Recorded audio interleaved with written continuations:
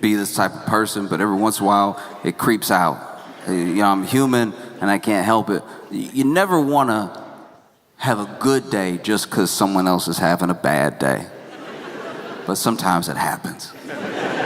Sometimes somebody you can't stand is having a real bad day and it just brings you joy. You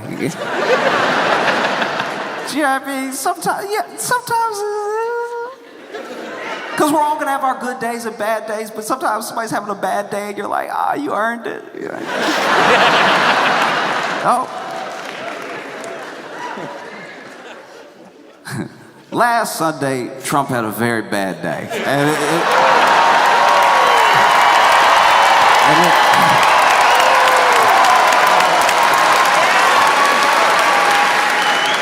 And I try to engage in as much like empathy as I can for what someone might be feeling when something happens. Not to say that it makes me like agree with people or anything, but I just try to put myself in that person's headspace. And his headspace must have been a headache. Wow. This dude loves the Patriots.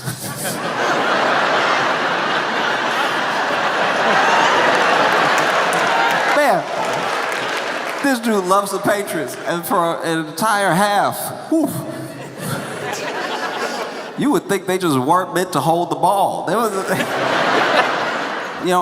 never try to play like armchair expert when it comes to a sport because these are athletes that can do things that I can't do. But honestly, into the second quarter, I was throwing ideas out there from the couch. I was like, look, maybe take the gloves off. I think the gloves holding you back, Those balls are slipping. They slipping on the glove. Maybe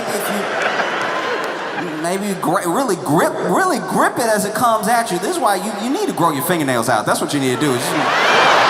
That way you can clutch it. This thing bouncing off your hand, all glove, no hand. That was rough. Watch the Patriots fight as hard as they can for that 0.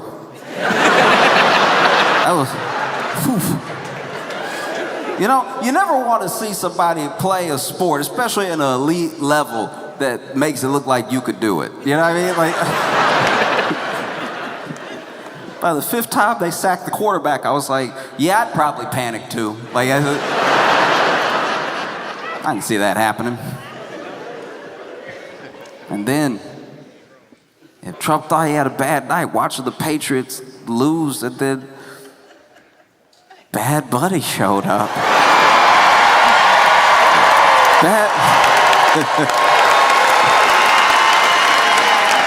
Bad Buddy, okay. I knew the Super Bowl was gonna be in Spanish, right? And I thought, here's the thing, I'll admit that I also thought that because I took a little bit of Spanish in elementary school, and because I took a little bit more Spanish in like junior high, and I did take some in high school, right? That I was like, okay, I might catch on to a couple things. And then he starts, right? He starts, and I'm like, all right, when I saw the Spanish come on screen, I was like, okay, he means it. He wasn't playing. And I see the Spanish come across, and I was like, okay, all right, get ready.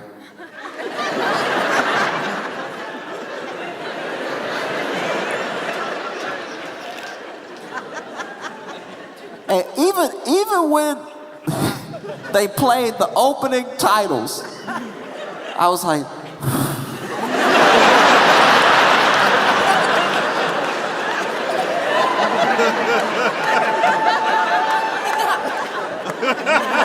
I don't know why I thought blinking would make me understand the Spanish more.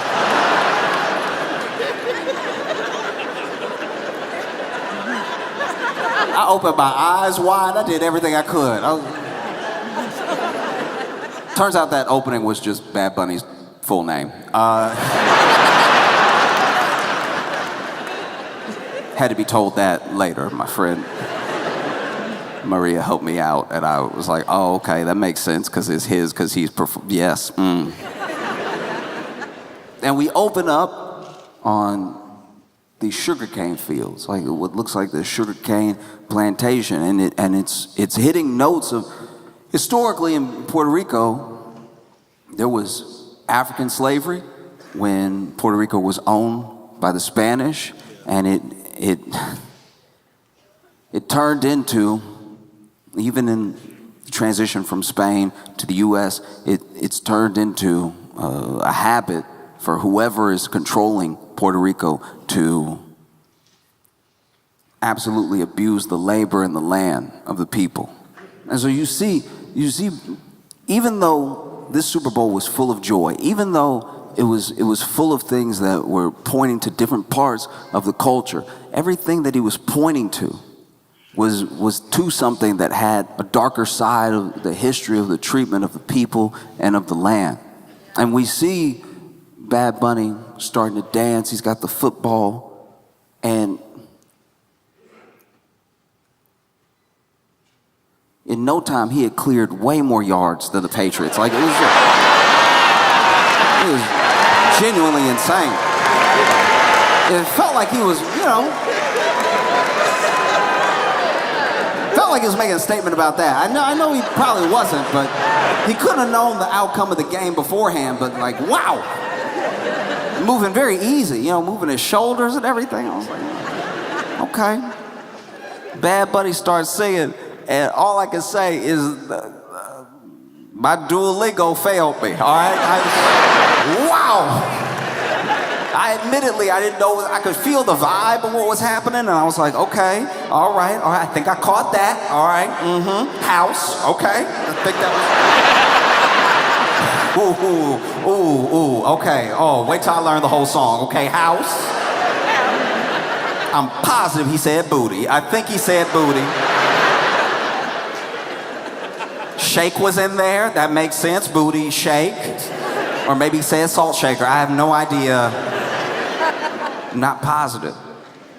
You know how when someone's speaking a different language and you try to catch up or apply the little bit that you know, I was just, in my head, I was like, okay, wait, I think I understood that. But then I realized as he really started singing that there was no way I was gonna catch up. And it's not that he was, because sometimes people are like, oh, they're already speaking a different language. You'll go to another country and they're already speaking a different language, but then sometimes we, as people from the US, that go to a different country are like, why are they speaking so fast? It's like, they're not speaking fast, they're speaking their language that they know.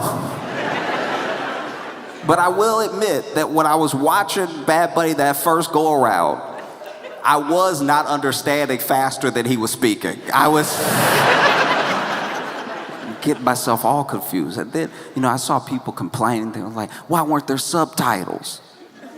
He should have had some subtitles on there. Why weren't there subtitles? He's gonna do it in Spanish. Why is there a subtitle? Come on now. The country that hates to read wanted subtitles. You're not being honest. You're not being honest at all. The same people, you're telling me you would have loved it if you could read it. The people who don't even want to read the history of Puerto Rico would have loved Bad Bunny's performance if they could read it the whole time. It's crazy. This dude, there's no way. There's no way if you could read it, you'd be like, oh, now I love it. I read for 13 minutes and now I'm not racist. This is crazy. No. But the imagery alone was a lot to follow. I gotta be honest with you right now that I could talk about this thing for 2 hours and not scratch the surface of everything that was covered, because whether it was symbols or whether it was a storytelling, it goes much deeper than anything that I could understand right then, or I've even understood really since I started reading about it and I started asking people. I asked my Puerto Rican friends to explain parts of it to me, and they were gracious enough to. And even then, even as they were explaining things to me, I had to look up things that they had referenced, and the whole thing genuinely just goes so deep. I was really, really impressed with how much was packed in there, even just from one image alone. And we see all of the different groups that he's passing. He passes these women that are standing next to some cinder blocks. He passes these elders playing dominoes. And even as I'm watching it, I'm looking for like anything that I can latch on to, whether it's just imagery or something he says. And we see him moving past these women getting their nails done, and this jeweler who hands him a ring, gets that ring, takes a look at it, passes it to this guy, and the guy quickly drops on one knee, proposes. That's a lot of pressure. Oh, you gotta say yes. This is live broadcast right now. You can't be like, let me think about it. And then when the camera pans, you see all of these different people, and it was the first time that I sort of locked in. I admittedly did not know what was going on fully at any point. I'm not gonna act like I did. In fact, I have to shout out every friend that talked to me and walked me through the symbolism and the story and everything that was happening, because genuinely I was interested, but I obviously didn't know it when it was happening. And then I had one clue though. One thing clued me in. When we were panning and you see all these people dancing in front of the house, all these people gathered together, it was the first time that I sort of locked in that he wasn't just repping and talking about Puerto Rico in this performance. It was all of the Latin world, because you saw people that were from Chile, from Bolivia, from Colombia, from Argentina. You saw all these people that were from different countries in the Americas, and then you see Bad Bunny on the roof, and I was like, okay, all right. He's on the roof. That must mean something. Whole time I'm like trying to lock it as hard as I can. I was like, okay, he said blue at one point. I know I heard blue. And he's dancing, he does some music on the roof, and then the roof collapses, falls right through. And admittedly, I wasn't sure that was part of it. Like initially I was like, oh no! They got to him.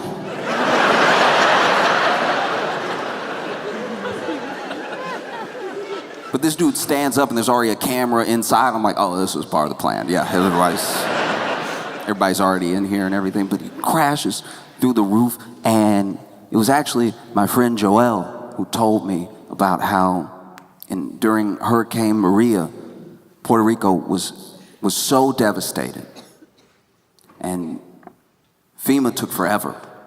And FEMA wanted to leave immediately. So there are still parts of Puerto Rico that are disheveled from that hurricane. You know, it's affected the grid, it's affected people's houses. There's people who have tarps over the top of their houses because they haven't been able to rebuild their roofs, even now. And Bad Bunny does a thing, which maybe it's meant to be symbolic, maybe I'm reading too much into it, but he just falls through the roof, which is a pretty big deal. I don't know if you know anyone who's ever fell through a roof, but that was the end of their day.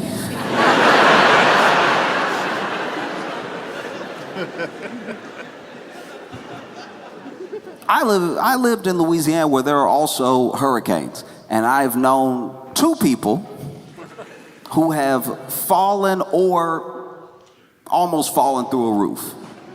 And both times it was the end of their day. One of my friends was working on a roof and his foot went through, and he was like, you know what? I think God called me to do something else. He actually quit that day. He doesn't do that job anymore. And then my other friend actually fell through the roof and luckily didn't land on anything that would cause him like severe harm, just the floor. But when you land on the floor from roof height, it is the last thing you do that day. But not Bad Bunny. Bad Bunny fell through the roof, gets up, just dusts himself off, kicks open the door, and continues the show. And it felt like a symbol of what Puerto Rican people have had to do. You know, losing their roofs, losing their way of life sometimes, having to adjust to anything that will work, and just carrying on. And then you see this dude dancing, and at one point, he's looking right at the screen, And he says, I'm here because I believed in myself. Right? You should believe in yourself too. You're bigger than you think. You're more than you think. You know? Admittedly, my friend Maria had to tell me he said that. I did not catch that at the time. At the time, I was just watching him, and I was like, he must mean it, whatever, keep pointing. So this part is serious. And once again, I thought what it must be like to watch this Super Bowl halftime as Donald Trump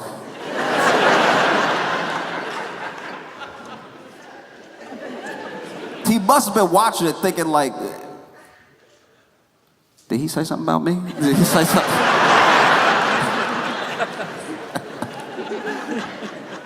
Then we transition over to the wedding. The wedding was beautiful. Remember the couple from before, from the proposal? It's them. They did it quick. Everybody else over here planning a wedding for a year and a half, not them. They got right to it. He proposed and they were like, here is nice. I will say though, one thing I can't imagine, one thing that is rough, whether it's like just couples hanging out or it's Valentine's Day, there is nothing like being the dude who's friends with the dude who did something epic for the proposal or for the wedding.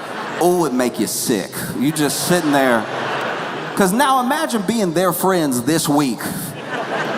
They're sitting there. It's actually such a funny story. Okay, so we actually emailed Bad Bunny. This is all true. This is what happened. We actually emailed Bad Bunny and invited him to our wedding. Plenty of people invite Bad Bunny to their wedding, and you know, whatever, he might come, and we might get to meet Bad Bunny. And then we email him. We don't even think anything about it. Forgot we did it.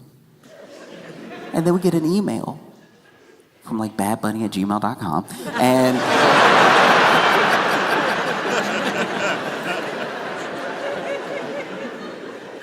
and he was like, I can't make it to your wedding, I'm very busy, but would you like to get married at the Super Bowl? And we were like, yes, of course. I mean, you know, you saw us last week, so. I can't imagine what it's like to be their friend and the dude who hasn't proposed yet. Like, you just sitting there like, bruh, shut up. I'm not gonna be able to top that. There's a sense that you start to get of what watching a community looks like, right? You're just watching these people dance, have fun, get married, you know? He reveals this wedding, throws to it. You see this wedding, and then you see Lady Gaga. You see Lady Gaga. And there was a big complaint this entire time about how whole thing was in Spanish. Can't believe he did the whole thing in Spanish, top to bottom. This is a Super Bowl, he did it all in Spanish. Whole performance was in Spanish, but it wasn't. The whole performance was not in Spanish. Lady Gaga was singing in English. Imagine being so racist that you hear English and you're like, this Spanish needs to get up off my TV. This is not what America is about. I can't believe they still got this Spanish on the halftime. This is Super Bowl halftime. You're gonna speak some English, Super Bowl. You're gonna sing in English. I had the opposite reaction. I heard Lady Gaga singing, and for a second, I thought I was understanding Spanish. I'm not gonna lie.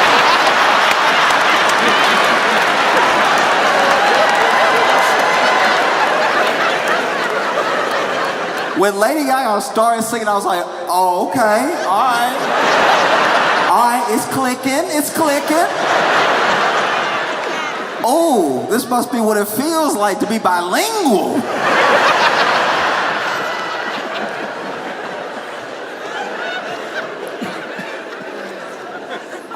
All right, we locking in.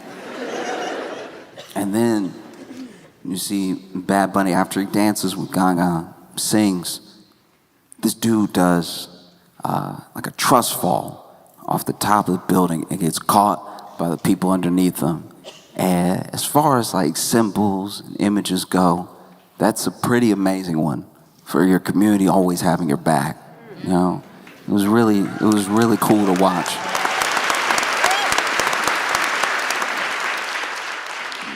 And that was one of the biggest complaints that people had. I didn't understand a word that he said. And I don't know, this is just my take, but I really do think that it's important that Bad Bunny did the show the way that he did it, that there were no subtitles or anything, because you shouldn't need to understand somebody's language to understand their value and their culture's value. You shouldn't need to know exactly what they're saying. Because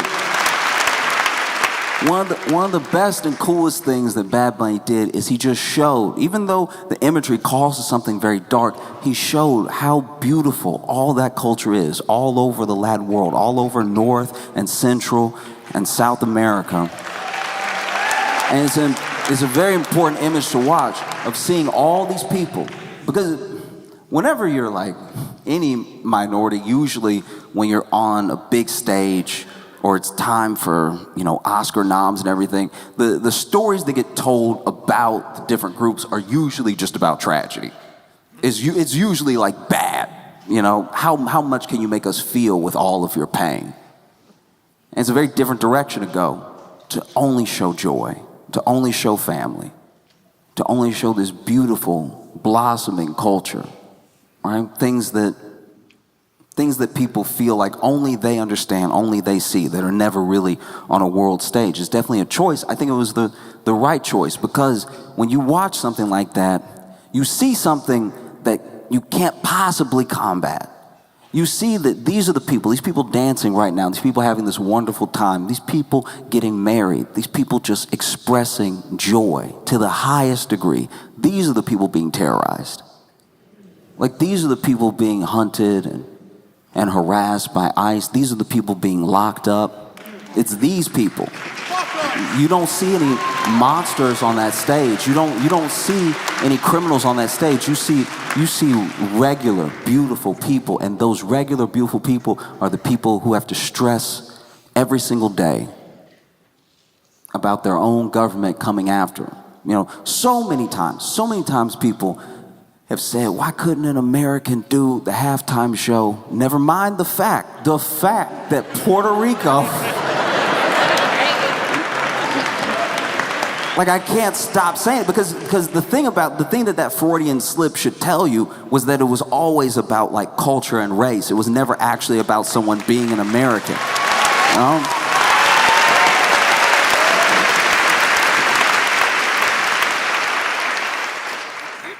You know, there are some people that obviously this happened last year, happened this year. I'm sure it'll happen in the future with a different group, with a different performance on a different stage. And there are some people that are like, it wasn't radical enough, it didn't go far enough. And it's like, all right, if that's how you feel, that's how you feel. But you know, it's every artist's choice to express themselves the way that they see best. And I thought that this was a great way to get the conversation started. A lot of things that I didn't know, that I looked up specifically because I saw this halftime show.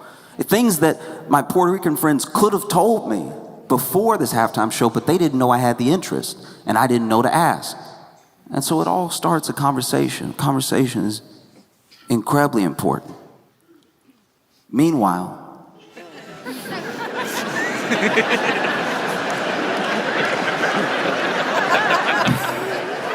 you had the Turning Point USA halftime show.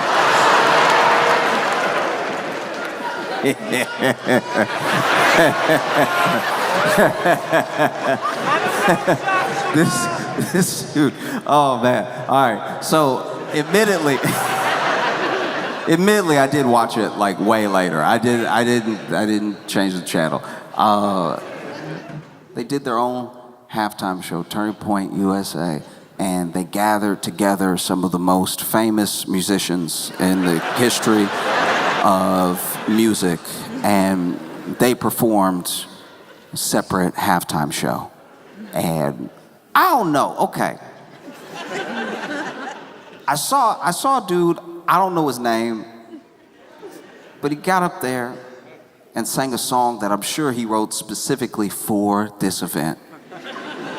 He had his guitar. Man was feeling himself. Leaned into the mic. You know that lean into the mic where you're really about to break it down. Some people just sing. No, my man was over here.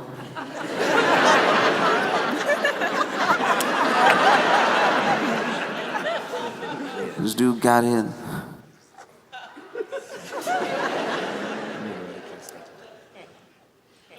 I just want to kiss my fish. I swear that's what I thought he said. I was positive that's what he said. Turns out he said catch, but wow.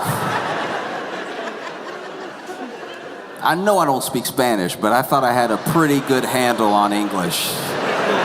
And it really sounded like he said kiss. But now kiss is stuck in my head. Randomly, I'll be going about my day and just think, I just want to kiss my fish.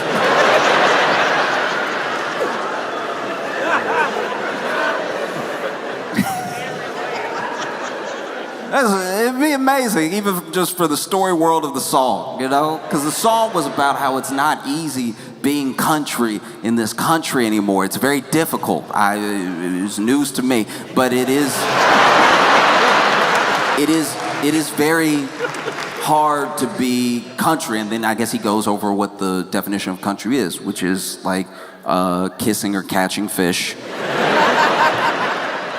driving his truck, drink his beer, and not have to listen to stuff he doesn't want to hear, which I guess is like everything. The rest of being country in the country seems very simple. If you want to drink your beer and you're of legal age, all you need do is swallow.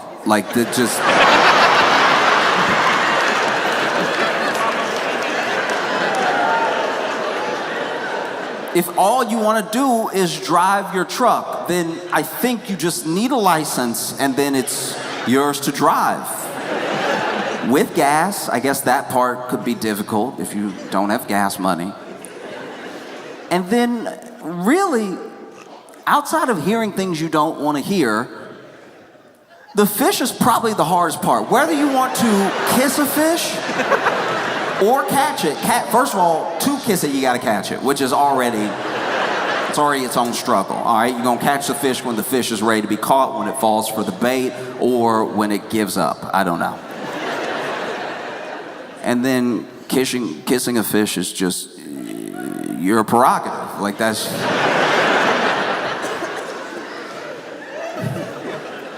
But I did. I just wanted to imagine a world where he said, kiss my fish. And he's like angry about all this woke stuff.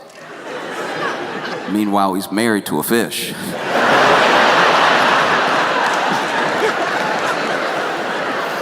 All right, to each their own, yeah. And all he wants to do is kiss his fish, you know? But it keeps wiggling. It keeps...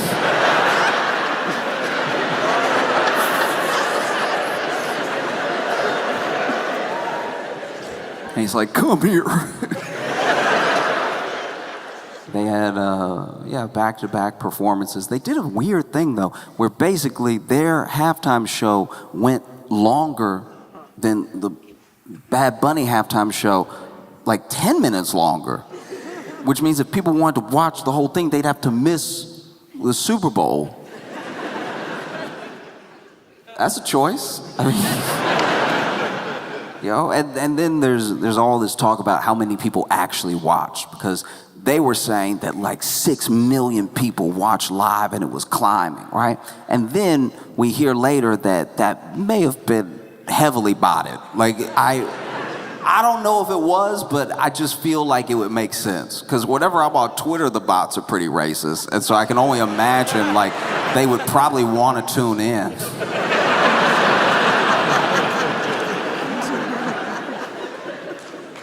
Did a whole separate halftime that then we find out wasn't even live. It was pre-taped, but not just pre-taped over like 3 or 4 days. And the audience that was there, it wasn't a lot. That's why it was so dark. It was like 180 people apparently. It was 180 people that they kept moving around to look like a bigger audience. Which, look, you can clown them if you want, but I have done this same thing before at parties where not enough people showed up. I did take different pictures of everybody in different rooms to try to make it look very full. When I posted it to Facebook later, I was like, man, it was, oh, you couldn't even move. There was no arm room in here. I did the thing to my party that like realtors do to like a very terrible apartment where they're like, get in the corner of the room.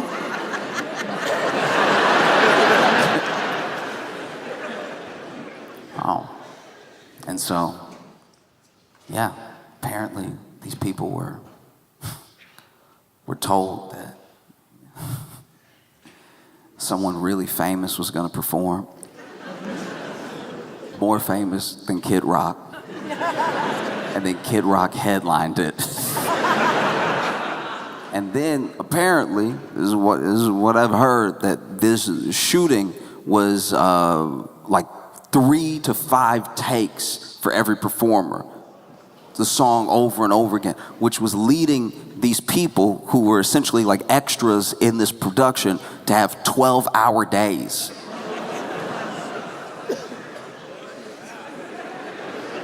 And for these 12-hour days, apparently, I don't know if it was total or if it was per day, but it sounds total, they were paid $250. So I guess both halftime shows touched on the themes of slavery.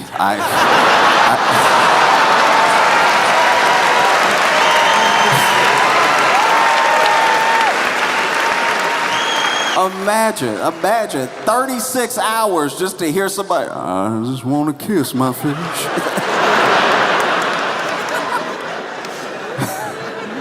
And then immediately hearing somebody say, cut. I don't believe you. Give it to me deeper. Give it to me again. You in the back, really pump your fist for this one. Get angry. You're angry, right? Get angry, okay? Now you, give it to me again.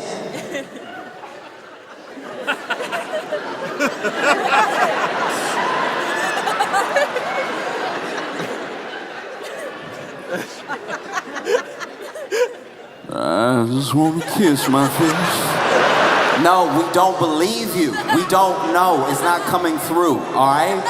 It's not, we need more. We need to come from your you know your diaphragm? You're singing from the back of your head. It's the diaphragm. Again, you also in the back, wave a cell phone. Wave a cell phone.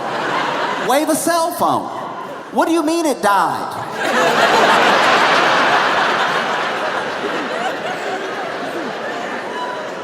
What do you mean it died? We've been here 10 hours. If your phone doesn't have 10 hours of battery life, you need to get a new phone, all right? Wave somebody else's cell phone then. You'll get lunch when you get it.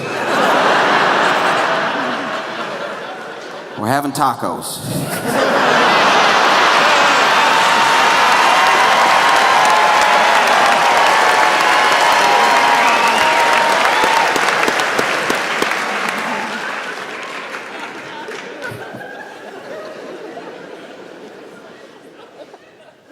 And then, at the real halftime show, there was Bad Bunny doing a thing that I thought was so cool, but I didn't understand the context at the time. You see Bad Bunny climb this light pole, and he's dancing up there, and then there are these other dancers that are suspended from the light pole, and they're spinning around everything. It looks really cool. You see sparks fly. You're like, yeah, Bad Bunny, get him. He's over here, and he had the hips going. He was, yeah, those are some good moves. I feel like I would hurt myself if I. But what I was told by my friend Justine, was that climbing of the light pole, it basically represented The same thing. Hurricane Maria devastated Puerto Rico, and there are still some parts of the island that used to have power and don't have it now. So everyday citizens, regular people who were not electricians, were climbing up the light pole trying to figure out how to get power back for their families, for their community and everything. And so even as he's having all this fun, all this joy, we see the thing that he's representing it's like steeped in all this inequality, in the treatment of people who are citizens, you know?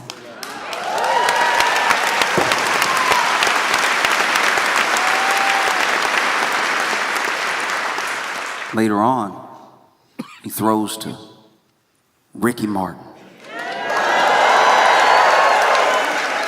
I'm gonna be honest with you, I hadn't seen Ricky Martin in a while. And so as soon as I saw Ricky Martin, I was like, is that Ricky Martin? That's also how I can tell I'm getting older, because there are people who it's been a long time since I've seen them, that when I see them, instead of just recognizing that I recognize them, I ask the question out loud to no one. And I always used to watch like my uncle and other people do this and think it was like such an old person thing to do, because I'm like, oh, do you not remember, or are you looking for confirmation from me? And like, why is that not? Why do you never ask in your voice? You never ask in your voice. You have your speaking voice, and then you have your is that person voice. No, I knew I was getting older because it just escaped. I was like, is that Ricky Martin?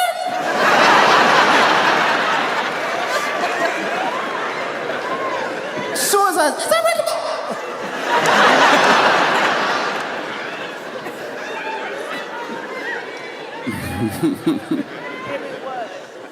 yeah, as soon as I saw Ricky Martin singing. And he was singing a song about Hawaii. He was singing a song about Hawaii and what the U.S. government did to Hawaii.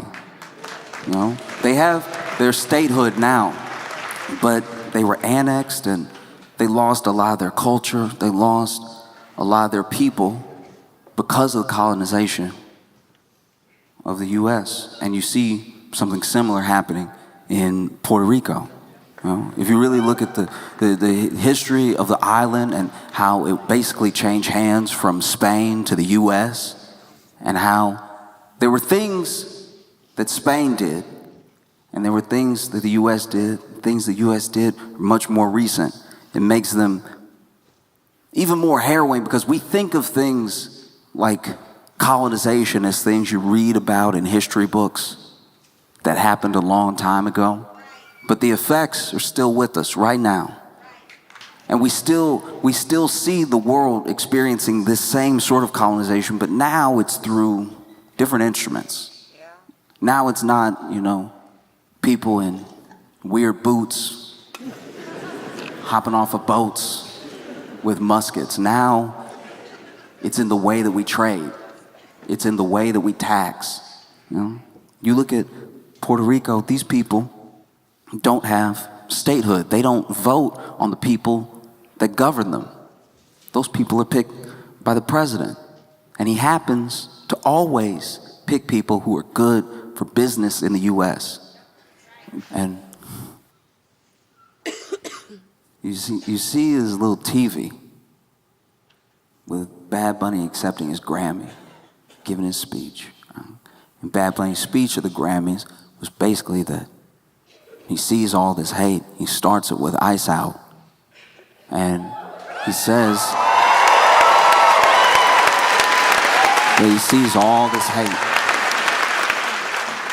But the only thing more powerful than hate is love.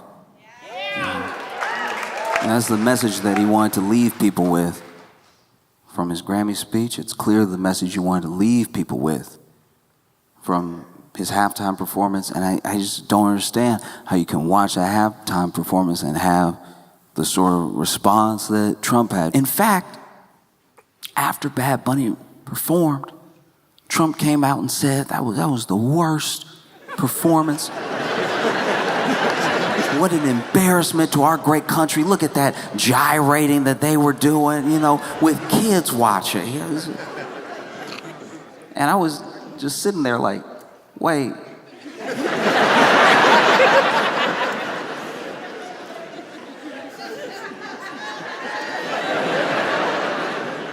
Trump, you watched? They made one specifically for you, and you watched this one. That was yours. The other one was supposed to be yours, and then you. Oh, I'd be so mad. If I was Turning Point, if I was Kid Rock, that's supposed to be your boy, and he didn't. He'd rather hate watch Bad Bunny than just watch you. That's wild. I mean, imagine how Kid Rock must feel. Oh, I'm surprised Kid Rock and Trump are even friends. I mean, I guess it makes sense. Like, he loves rock, but he really loves.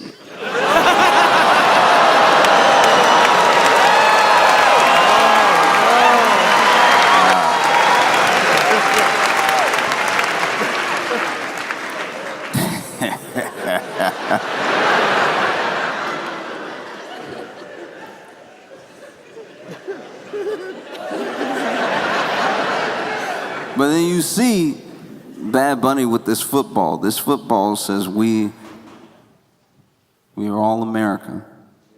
And he's walking down the field and he says, God bless America. And then he starts listing all the countries that make up the Americas. Not every single one, but as many as he can get out. This man is walking down the field, once again, way further than the Patriots have been. Like, I thought that thing as well, if you're talking about symbols and you're talking about what people should do with their voice on like a world stage, just that thing alone, just that point, hopefully I can like distill this thing quickly and easily. But basically, we always say, God bless America. And when we say that, we are only ever talking about us as the United States, right? But America is like 2 continents.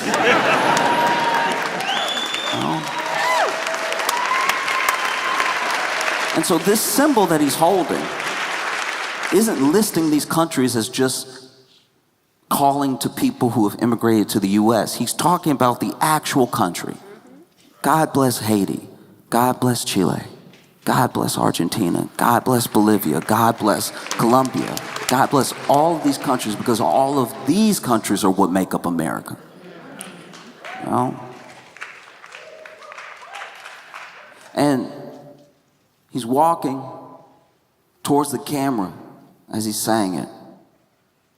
And once again, I gotta wonder what it must feel like to be Trump watching the Super Bowl halftime. Because now everybody's coming, talking to the camera with their flag. And he had to be like, are they coming here? Or what?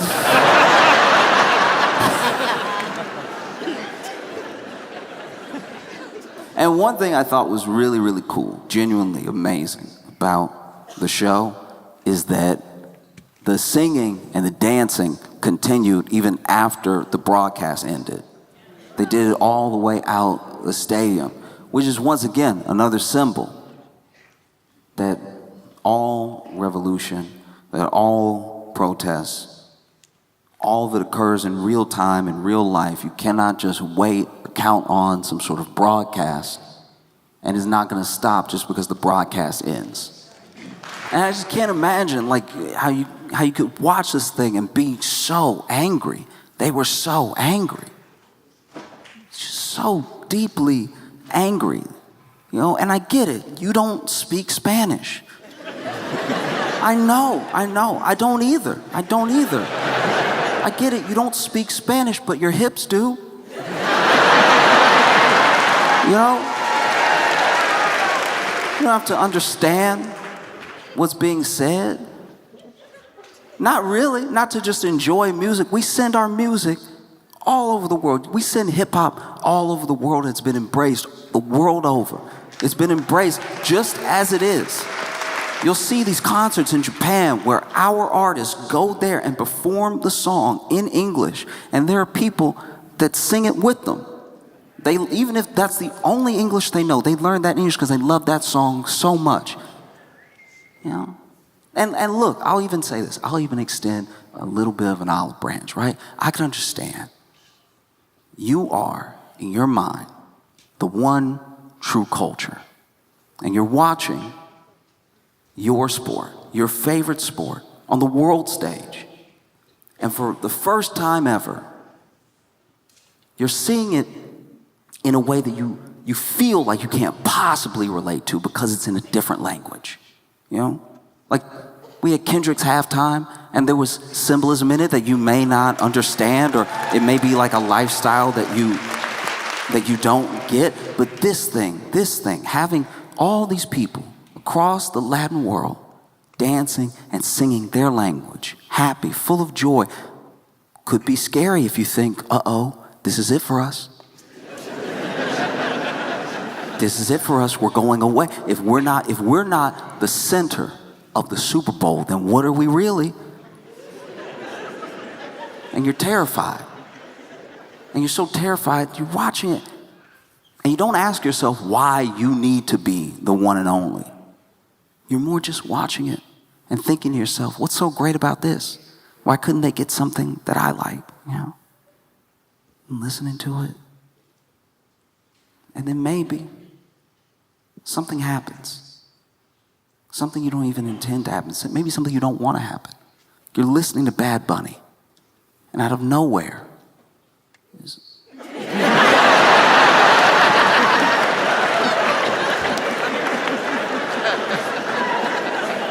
you don't know why it happens. You don't know what caused it, but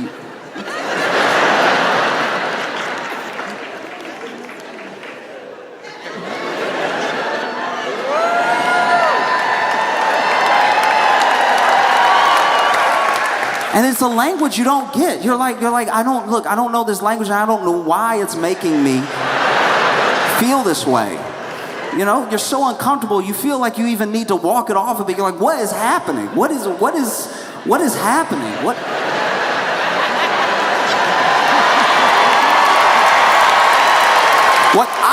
Bad Bunny, stop!